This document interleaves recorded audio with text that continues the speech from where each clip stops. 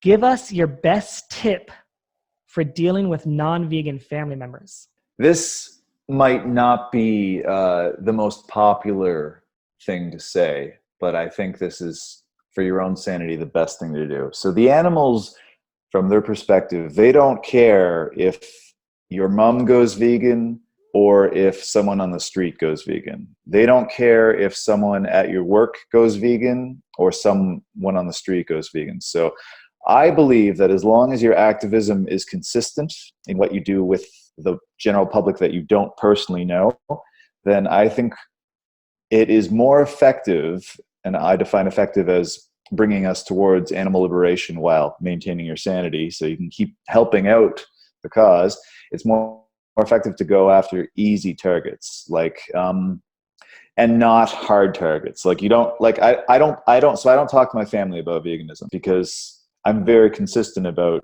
my social media activism, and I'm very consistent about the cubes of truth I go to.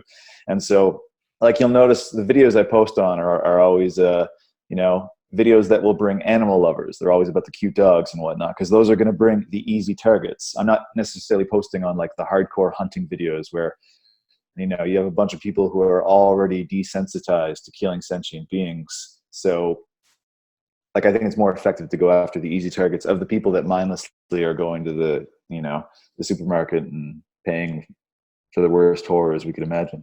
And I think you should change the wording just a slight bit. I don't know if easy target is the best. I think an open-minded target, or open-minded person, like a person that's likely to receive the message that you're sending, right? If you're trying to send a message to someone that doesn't want to receive the message and they've already made that clear, then you're right, you're wasting your time.